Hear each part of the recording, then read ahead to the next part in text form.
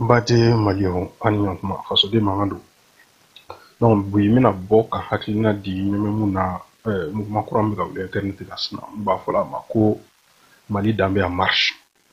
Donc mina boka hakilina di okodeka notamment à initiateur ou yereka. Sa mouvement do da ya ye ngongo ni hakilina nyando sa kake hakilina nyama na jenu fara no ga ese ga koke vige dambe tinyo ko chama ga kanga jamana ka maloya ko caman bɛ ka kɛ jamana kan notamment à travers les réseaux sociaux n'a sɔrɔ ko bɛ se ka kɛ walasa ka fu siri dan na ou bien ko ko la améliorer ɲɔgɔn min na cogo min na ka ɲɔgɔn sɔn hakili la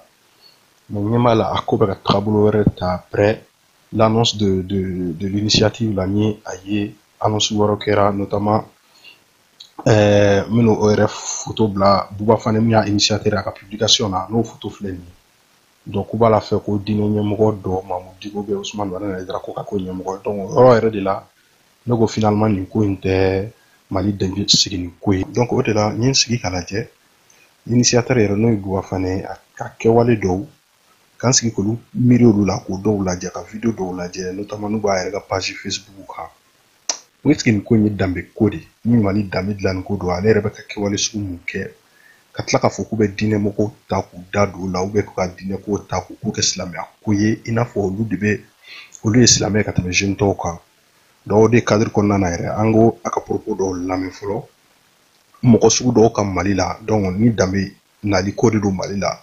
an ko propos dɔw lamɛn n bɛ sɔrɔ ka hakilina di a tɔ kan an ka taa fɛ.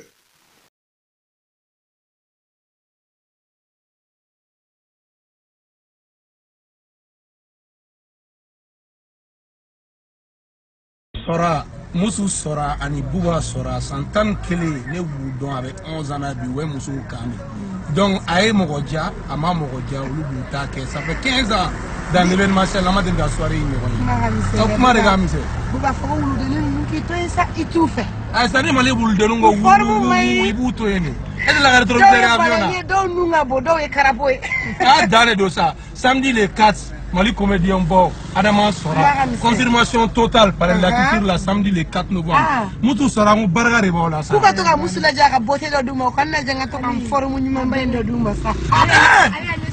bon an yɛrɛ bɛ yɔrɔ min na sisan sa n ko ne ye fɛn dɔ ye hôtel l'amitié la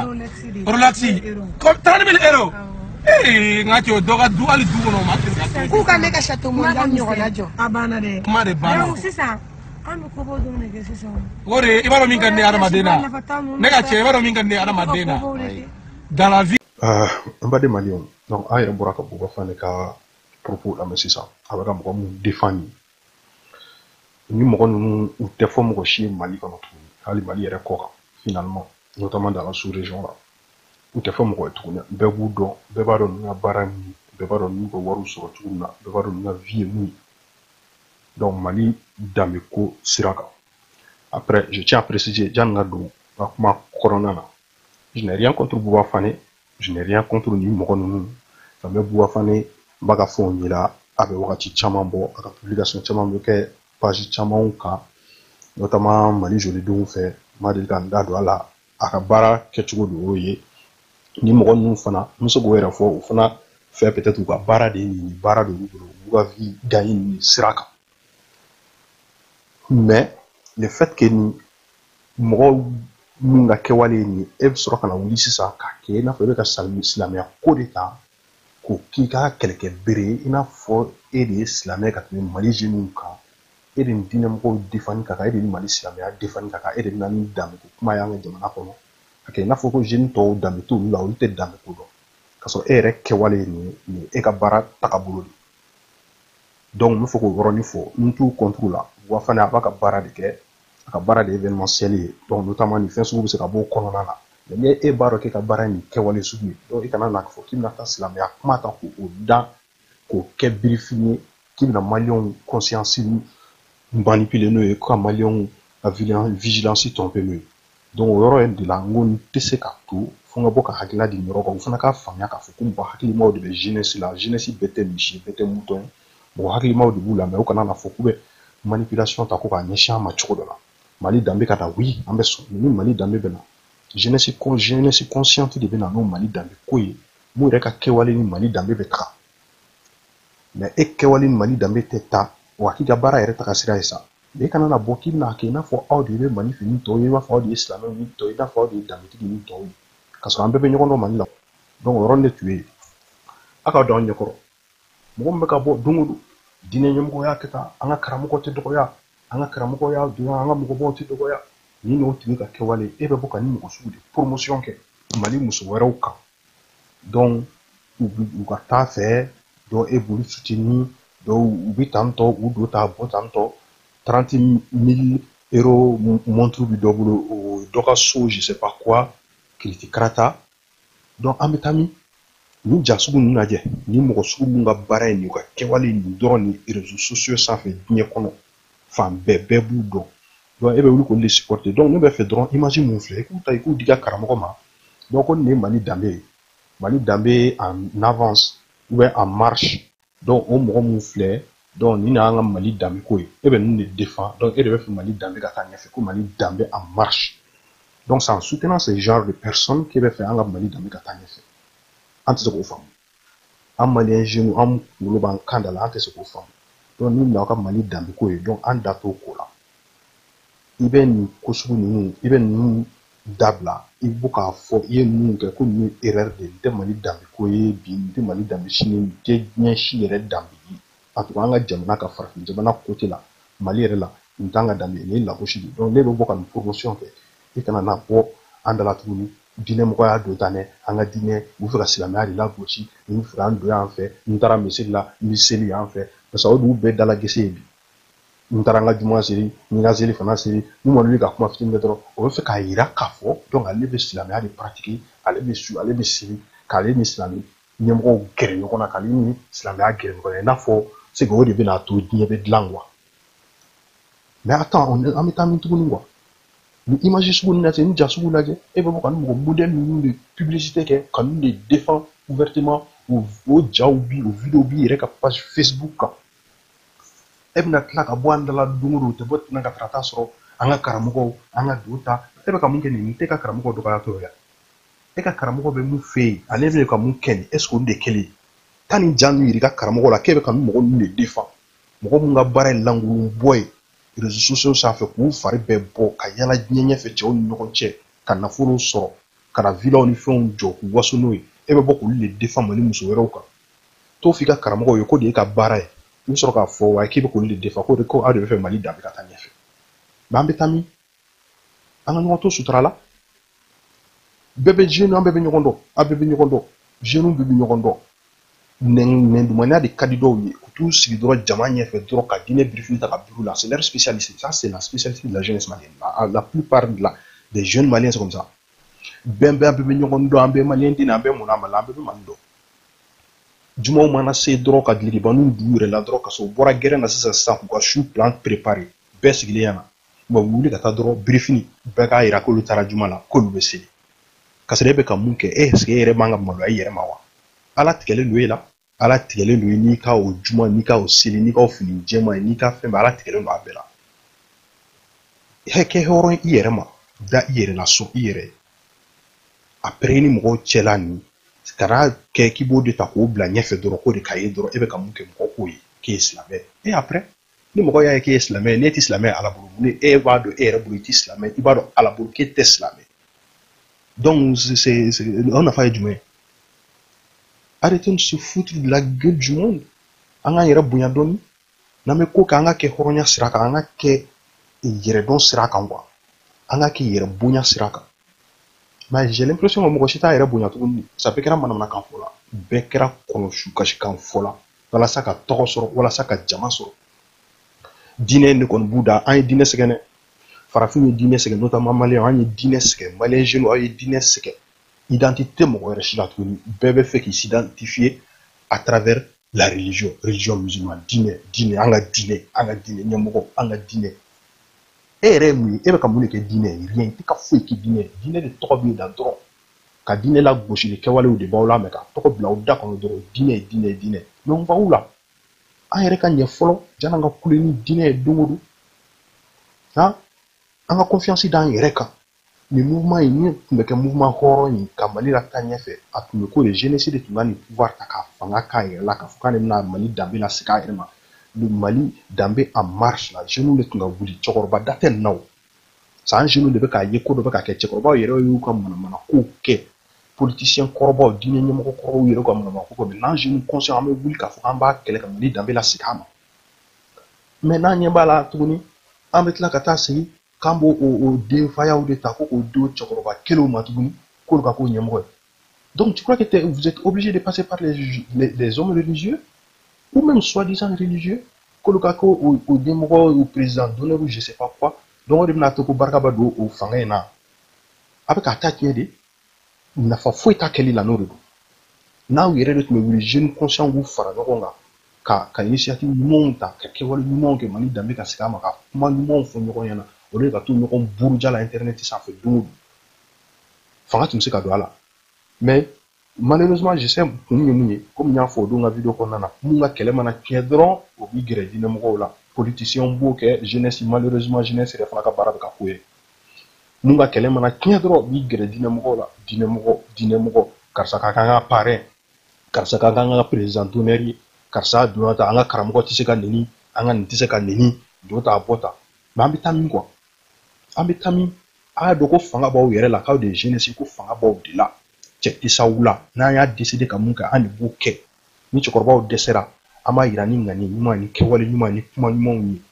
mais non toujours ade ba bulbulu lo no fait chokorba wera matika wala sawa avec les gars chokorba mun ni ku doka ga diana teke fefe fuma te vote na ka trata so sina bitla ka bo anga chokorba te ninde karsa anga nyemgo de karsa duta chokorba tigelen do wala politicien tigelen do wala malheureusement c'est pour ça anga kele shitita nyefe bibi na réseaux sociaux la deke les sociaux quand terrain ga en redamo de nyokona nyokon buruja la fam befe chokorba o sigilo do yele la uma ni malo la ko dama ay kaw yere a do ko fanga baw de la chokorba tesika ka place ma chokorba o desera me ko de fo dungo do lu desera de et puis c'est ça c'est la vérité mais apparemment ne ba ka mu ya ka juguni chokorba o yeri parce que tesika foi ka yere amana wuli do ko chokorba o dine de en fait dine film grama mana ti nyokona ko dine mais vous avez un problème avec les religions ou quoi? Ou bien mon problème B. Attesez qu'à fouiller que faka dîner il est à blau d'accord. Mais en bétami, aïe quand il y a dîner que oui, mais qui irait quoi? Qui irait que wale ka bara il va l'amour propre là, il faut avoir de l'amour propre là. Des fois là, il faut avoir l'estime de soi. Ce n'est pas que ni ta de yere mouye te se katanye te se ka fenge mgore te ka mgore fana bunya ira ça yere te feni donc il semble mgore te se ka ke feni nyekoro quoi ay ndablate ay onoro were la were valeur do aka fara mgola arrêtez de vivre à travers d'autres personnes à travers des gens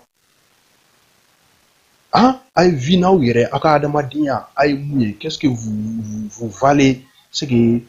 c'est que mon valeur du même là quoi c'est ça qui est important dans la vie. Mais malheureusement, au Banga jeunesse, donc Mali Dambé en marche à Tisseka Nye, Nakani, initiative humano, mais dynamo data voilà. Aïe dynamo data kaboka kola, naboka keleka, aïe keleka were, a doka tchou, aïe tchekso di, idée humon bois kuna, kewale humon bois kuna, comment humon bois boulot ka fo, wamba wale yafana, ore tchea, ore jeunesse consciente, mais fera toujours la tchokorba de, dynamo de, n'doya fait boyan fo, aïe comment nous dablati ça. Aka barake na wire aka dokaye mo fini que vous êtes capable de faire quelque chose, on est capable de faire quelque chose et ensemble là quand on va s'unir c'est quand même c'est kobake. Mais malheureusement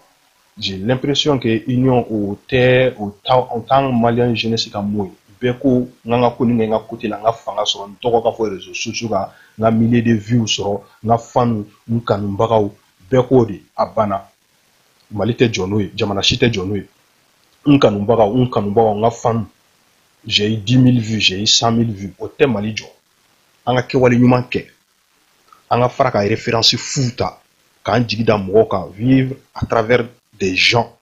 des fausses références ça ne marche pas ça n'a jamais marché ça ne marchera jamais donc tu veux faire un neuron de fois Mali Dambé en marche initiative nyumando mais vous pouvez comme ta ka dîner ko akana islamisé akana ko ke dîner ko anga ko ke jeunesse ko jeunesse mbaka slamé ko ka ke mu mbaka dîner wera ko to ka ke mu yerete dîner la en be jeunesse do tem ko shibo mania la en be frère en be fala be bala anga dia anga barake nyugo fe diinɛ ko to yen nɔ i b'i ka diinɛ kɛ oui diinɛ ɲɛmɔgɔw to yen an k'an ka kɛlɛ kɛ k'a yira ninnu cɛkɔrɔbaw ni diinɛ ɲɛmɔgɔw ninnu bɛɛ la k'an bɛ se ka ko kɛ u ma mun ɲɔgɔnna kɛ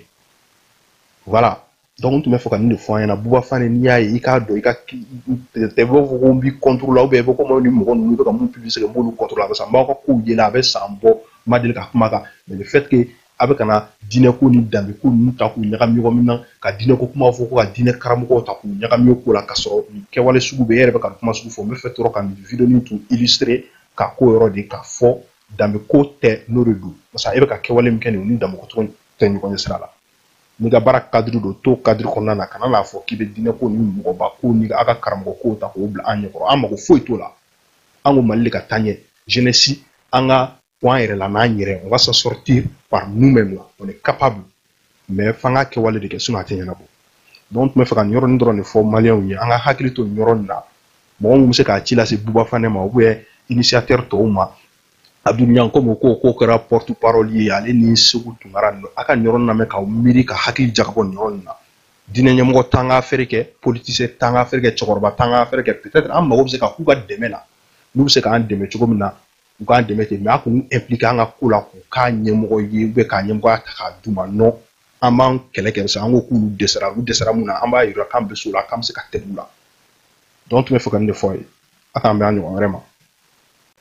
a ye hakɛ to donc yanni an ka bɛn ɲɔgɔnna wɛrɛ ma n bɛna profiter ka anecdote dɔ fɔ aw ɲɛna histoire kunkurunin don n teri dɔ de bɔra ka nin histoire fɔ n ɲɛna kunun jeune dɔ b'a ka quartier la Maɲanbugu jeune dɔ b'a ka quartier la chauffeur camion chauffeur de tun a b'a dahirimɛ sɔrɔ a b'a ka baara la a bɛ ɲa somɔgɔw ma a bɛ hɛrɛw ka ba ye tout ça donc a y'a to u bɛ kɔnɔna na a nana bin Aïdara ka piège kɔnɔna na donc a y'a ka camion boli baara bila ka don kasɛti feere la Aïdara ka kasɛti jago Aïdara kasɛti jago donc a ka baara ko ye donc finalement ka bɔ yɛrɛ la ka taa don Aïdara ka staff de sécurité la mɔgɔ min bɛ taa sécurité ta Aïdara ka yɔrɔ la Bangɔni na donc jeune tun ye b'a dahirimɛ sɔrɔ ka ɲa a ba ma finalement a bɛ taa Aïdara de fɛ yen sa ka taa sécurité kɛ hali a tun bɛ wari min yɛrɛ sɔrɔ sara min t'u sɔrɔ kasɛti ko in kɔnɔna ni fɛn na o parti ba dɔ bɛ taa verser en Sardini association in ko la comme bɛɛ b'o kalama en Sardini mɔgɔ min b'a tɔn na u bɛ wari dɔw sara kalo la cotisation na donc a tɛ foyi ɲ'a ba ye tuguni a tɛ foyi kɛla a somɔgɔw a bɛ i n'a fɔ a perdira ka bɔ a somɔgɔw la finalement quoi donc ale taara a yɛrɛ di Aïdara de ma ka taa k'o dɔrɔn jeune qui était vaillant qui était actif a b'a ka baara la a gulonlen tɛ mɔgɔ la il était indépendant donc a taara don Aïdara ka piège kɔnɔna na a taara a yɛrɛ sɔrɔ nin cogo de la a perdira ka bɔ a ka danbe kɔnɔna na ka bɔ a ka indépendance kɔnɔna na ka bɔ a somɔgɔw bolo ka taa to Aïdara de bolo donc Aïdara n'a somɔgɔw de bɛ k'a nafa dun sisan nɔ donc n'an y'a fɔ an ɲɛna ko ni karamɔgɔ jugu ninnu k'a bɛ se ka faso tiɲɛ a bɛ faso tiɲɛ cogo min na nin y'o dɔ de ye jeunesse bɛ se ka tiɲɛ cogo min na nin y'o dɔ de ye Aïdara yɛrɛ kelen tɛ a karamɔgɔ ninnu bɛɛ n'u bɛ don jeunes ninnu hakili cɛ ka mɔgɔw manipuler ka mɔgɔw lak'u yɛrɛ kan parce que kuma ninnu caman na a b'a yira de i n'a fɔ i ka diɲɛ kɔ ka tugu diinɛ kɔ ka tugu diinɛ kɔ de mun de bi in na an ka diɲɛ laban waati kɛ la nin bolo ka tugu olu kɔ ça a bɛ i n'a fɔ olu de ye diinɛ olu de b'a to n'i bɛ se arijinɛ ma c'est que olu de passerelle entre toi ce monde là et le paradis donc a kumaw b'o o de yira ka caya o de la hali ni i kuman'u ma dɔrɔn k'i ye diinɛ dɔgɔya k'i bɛ ka diinɛ lagosi ka sɔrɔ i b'a diinɛ dɔgɔya dɛ i kan b'olu de ma i bɛ k'olu de kɛwale fɔ i bɛ kuma n'olu de kan mais u b'a fɔ automatiquement k'i bɛ ka diinɛ de lagosi donc olu de ye diinɛ ye donc jeunes u mana don jeunes min kun na mun m'o faamuya ka ɲɛ dɔrɔn e bɛ diɲɛ ka diɲɛ kɔ ka taa tugu olu kɔ ten k'i yɛrɛ d'u ma donc i somɔgɔw perdira e yɛrɛ perdira diɲɛ na a finalement jamana yɛrɛ perdira sa nin n'a ɲɔgɔnna jeli b'an ka Mali kɔnɔna na bi bi in na donc n'olu tun bɛ bɛɛ bɛ baara la bɛɛ ka baara kɛ jeunesse ka baara kɛ o de bɛ jamana latanya mais ni jeunesse bɛna a ka baara de bila ka t'i yɛrɛ la tugu mɔgɔ dɔw kɔ n'a ka denbaya kɔ k'olu balo k'olu sago kɛ e yɛrɛ perdira i ka denbaya perdira donc qui a gagné dans cette affaire c'est le Mali qui a perdu et c'est ces escrocs là qui ont gagné donc au yɔrɔ la n tun bɛ fɛ k'o histoire fitinin fɔ aw ɲɛna n'a c'est un fait réel a jeune bɛ Maɲanbugu de nin ye cas réel de ye mun kɛra mun ɲɔgɔnna ba caman b'an ka jamana in kan donc n tun bɛ fɛ ka nin yɔrɔnin fɔ a ka hakili to nin yɔrɔ in na ni kumaw bɛ fɔ c'est que nkalon tɛ a k'o de bɛ ka k'an ka jamana kan malheureusement ala ka hakili ɲuman d'an bɛɛ ma halisa